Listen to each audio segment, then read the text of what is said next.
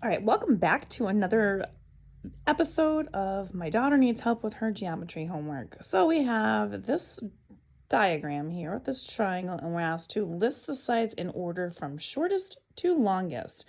So we're going to take a look at what we've got here. So we have a 43-degree angle up here at angle F.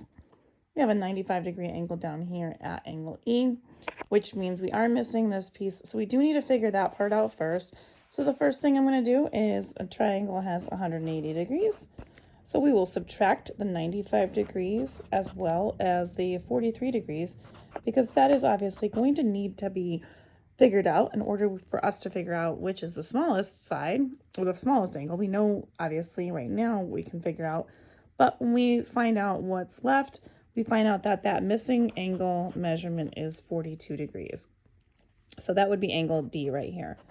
So now that I have all of my information ready to go, now I can order these from shortest to longest, and these are side lengths. So the shortest or smallest angle is right here, angle D, 42 degrees. Now the side that is opposite of it is this piece right here. So the opposite side is opposite that angle across from it. So that means that FE would be the shortest side. We don't know what it is, but we do know at least that it is the shortest side. Now, coming on next is this 43-degree angle, which is angle F, and F is opposite of ED. So ED would be our next longest side, followed by our last side here of 95 degrees. Opposite of that is FD. And again, these can be interchanged. So you could always say this EF, DE, or DF for that particular question. Now I'm going to move on to my other question that she asked me to do, which was up here, listing the angles in order from smallest to largest. Sorry, it's a little bit crooked, but that's okay. So kind of the same purpose of what we just did in that last question. We're just going to kind of do the opposite of that because the shortest side would have the smallest angle. And then the largest side would have the biggest angle opposite of it. So we look at the shortest side. The shortest side is this 10 right here. We don't need to guess at it. And so opposite of this is this angle Y right there.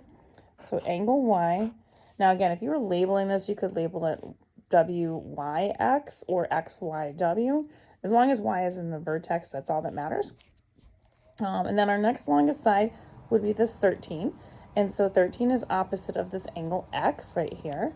So we would call angle X our next largest angle. And again, that could be called WXY or YXW as well, if you'd like to do that. And then 16 is our longest side, so that is directly across from W. So that would mean that angle W would be my largest angle. And again, you could call it, if you wanted to call it by angle measurement in 3 letters, YWX or XWY. And if you want more questions like these, you can find them in my YouTube, Instagram, and TikTok at YouWantAlgebra, and these will be located in the geometry section.